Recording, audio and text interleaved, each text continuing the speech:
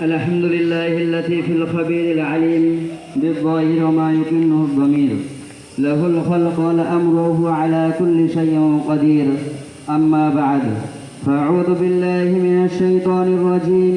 بسم الله الرحمن الرحيم. وقاتلوهم حتى لا تكون فتنة ويكون الدين لله. صدق الله العظيم. الحمد لله। সমস্ত প্রশংসা জ্ঞাপন করে সেই মহান আল্লাহ তাআলার শাহী দরবারে, যিনি এই পরাধীন ভারতকে অত্যাচারী জালিম ইংরেজ শাসকের হাত থেকে ছিনিয়ে নিয়ে স্বাধীন করে আমাদের হাতে তুলে দিয়েছেন। অনন্ত লক্ষ কোটি দরুদ ও সালাম প্রেরণ করে বিশ্বনবী হযরত মুহাম্মদ রাসূলুল্লাহ সাল্লাল্লাহু আলাইহি ওয়াসাল্লামের প্রতি। অতঃপর জানাই, জাতি, ধর্ম, বর্ণ নির্বিশেষে সকলের প্রতি আন্তরিক ভালোবাসা, শুভেচ্ছা ও শ্রদ্ধা। বন্ধুগণ, আমরা সকলেই জানি, আজ থেকে ঠিক ৭৮ বছর পূর্বে এই ভারতবর্ষ ছিল অত্যাচারী জালেম ইংরেজ শাসকের অধীনে। ইস্ট ইন্ডিয়া কোম্পানির ইস্যু করে ব্যবসার অনুমতি নিয়ে এই ভারতবর্ষে প্রবেশ করেছিল। কিন্তু তাদের উদ্দেশ্য ছিল ব্যবসা করা নয়, বরং তাদের উদ্দেশ্য ছিল ভারতবর্ষের মাল, ধন, দৌলত, টাকা পয়সা শোষণ করে, লুণ্ঠন করে নিজের দেশে নিয়ে যাওয়া।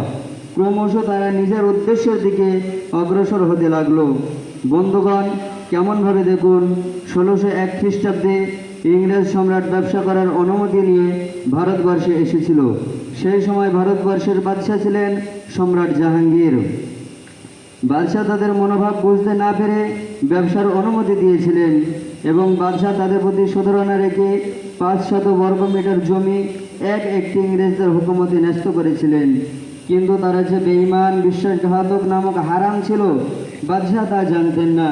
ক্রমশ তারা ভারতবর্ষকে কবজা করতে আরম্ভ করে দিল। ১৭৪০ খ্রিস্টাব্দে আর ১৭৫৭ খ্রিস্টাব্দে ২৩শে জুন পলাশীর যুদ্ধে নবাব সিরাজউদ্দৌলাকে পরাজয় করে সাম্রাজ্যবাদী ব্রিটিশ অধিক শক্তির অধিকারী হয়। এইভাবে তারা ভারতবর্ষকে আপন অধীনে করে নিল। তারপর তারা ভারতবর্ষের মাল, ধন, দৌলত, টাকা পয়সা শোষণ করে, লুণ্ঠন করে নিজের দেশে নিয়ে যেতে লাগলো। ধন দৌলতকে শোষণ করে তারা ক্ষান্ত হয়নি, বরং তারা ভারতবর্ষের মানুষের প্রতি নির্যাতন, অন্যায়, অবিচার, অত্যাচার করে শুরু করেছিল। এবং তারা এও ঘোষণা করলো যে ভারতবর্ষের মানুষরা জন্মগত হিসেবে ভারতীয়, কিন্তু আইন, কানুন, নিয়ম, নীতি, কৃষ্টি, কালচার হিসেবে তারা হবে ব্রিটিশ। ও ভারতবর্ষের মানুষদের আর ধর্মীয় স্বাধীনতা দেওয়া হবে না।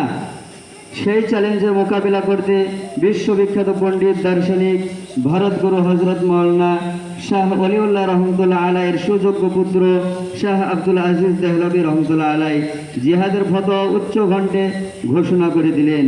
সাম্রাজ্যবাদী ব্রিটিশ উক্ত ফতোয়া বাজেয়াপ্ত করে তখন শাহ আব্দুল আজিজ দেহলভী রহমতুল্লাহ আলাই প্রকাশ্য ঘোষণা করলেন, আমরা পরাধীন হলাম।